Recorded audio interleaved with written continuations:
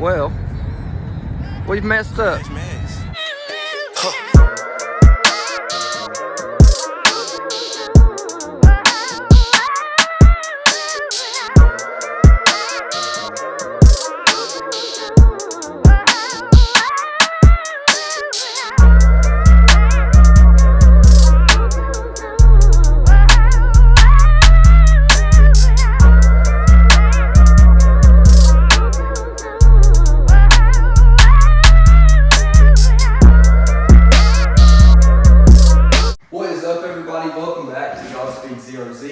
Now, as you can already tell from the title of the video, and hopefully in the clips I rolled in the beginning, you already know what we're going to be talking about. So I'm going to keep this short, sweet, and simple, give you guys a little bit of the backstory on as to why I bought the car, and what it's going to take to get this thing back on the road. So this is it, 2018 Camaro, 1LT, 4-cylinder, turbocharged, destroyed, which in all honesty, guys, like I've said before, it's not absolutely horrible. Obviously, you can see where it smacked the wheel. I already took it apart here earlier. And you can see, got it on the jack stands. Basically, everything on this side is warped and just broken. It's really as simple as that. Everything from the differential over on the passenger side. So we'll probably just go ahead and replace the entire subframe here. Axle to axle, hub assembly to hub assembly, just to make sure everything's gonna be lined up right. But once we do get past that point, it's got a few cool little features. Nothing crazy. It's got the cheapest wheels you can possibly get from Chevrolet on it. And they've done like they've painted some of the accents on it black, which looks pretty bad too. Now this one is Arctic blue. It doesn't really show up on camera very well. It's not actually silver, but it's pretty darn close. But as for the interior, now the interior is destroyed, but basic interior, you can see there, side curtain airbags on both sides went off. Got the normal display there. This one is the 6-speed manual. And of course the passenger seat airbag went off as well. Seat belts are locked. Car still starts. I mean, I guess it technically still runs, it just doesn't drive. And for any of you guys that do know me, you know I had a 2017 Turbo 4 Camaro back in high school. So I'm used to these cars. I'm pretty familiar with them. Familiar with it enough to wreck. This one's got 46,000 miles. We'll start it up here. And it seems like all the motor mounts, transmission mounts, everything like that's still perfectly fine. Nothing like that's out of whack. It's really just the interior for the curtain airbags, the seat airbags, which I'd say we'll probably just put racing seats in this thing. There's really no point in leaving these seats in at this point. And the headliner is not really going to be creased. I tucked everything back in, so it should be perfectly fine. You'll see here on the display, we're going to have to send off the airbag control module as well, just to get the airbag light to go away, I'm sure. Send off the seat belt control modules as well, get those reprogrammed.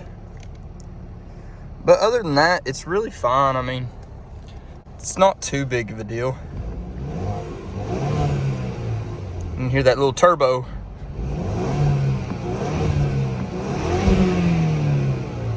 Awesome. But yeah, that's about it, guys. New Camaro coming to the channel. You break it, you buy it. So just to get started with it, there was actually a car at my dealership. Went on a little test drive trying to convince one of the salespeople to buy it instead of buying a Challenger. And things took a literal turn for the worse. So came around a curve, got on a straight road, downshifted, rev matched to keep the boost up, put it in second gear. The boost kicked in perfectly, and it was about 20 degrees outside, maybe 30 degrees, and there were just the 245 tires on it. And I was driving it pretty much like I used to drive my 2017 Turbo 4 Camaro. It was set up with 305s in the back, or no, at the end it was actually 285 square stance all the way around. And it was built out pretty aggressively.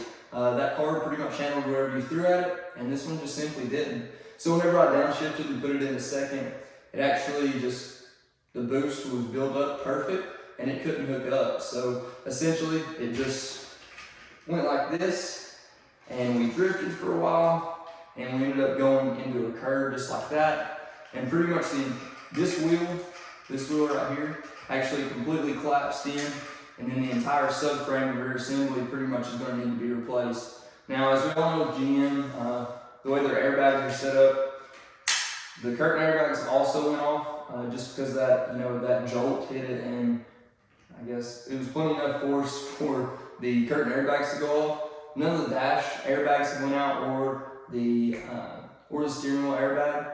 And aside from the curtain airbags, the only other airbag that did go off was the passenger seat airbag. So to go beyond that, like I said, just the subframe is what it looks like needs to be replaced, probably from axle to axle and in. Now on the Alpha chassis, they are broken down pretty easily. It looks like maybe with 4 bolts and suspension, we should be able to completely replace the entire subframe for that rear end and replace the axles and everything like that as well.